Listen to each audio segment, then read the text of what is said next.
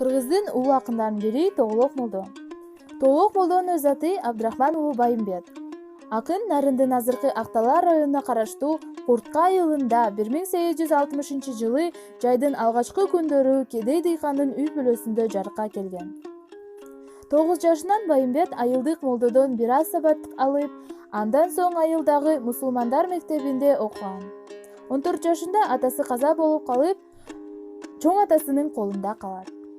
Эл оозунда айтылып жүргөндөргө караганда, эртелеп сабатын жоюп, таамга таанып калган кара тору Тоголок жүздүү Байымбетти айылдагы келин-кесектер Тоголок молдо деп тергеп алышкан. Эл оозуна алынып, акын гана эмес, Манасты, Семетей менен Сейтекти айткан. Аларды кагаз бетине түшүргөн чебер катары тарыхта калган аты да ушул Тоголок молдо. Оор турмуштун азабынан чүйгө келип жашайт. Ар кимдин колунда малай жүрөт. 1915-жылы Тогуз Торого көчүп келет. Октябрь революциясын 1917-жылы Тогуз Тородон угат. Бул жерде да туруктуу жай таппай, 1923-жылы кайрадан Курткага көчүп келет.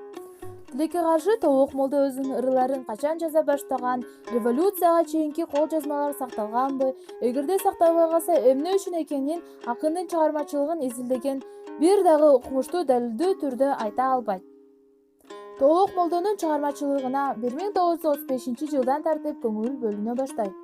Себеби 1934-жылы жалпы советтик жазуучулардын союздук биринчи съезди болуп өтөт. Бул чоң жыйналышта жазуучулар союзунун биринчи жетекчиси өзүңөрдүн акындарыңарга айрыкча көңүл бөлгүлө деген уран чакырык таштайт. 1938-жылдан бери СССРдин социал партиясынын мүчөсү болгон.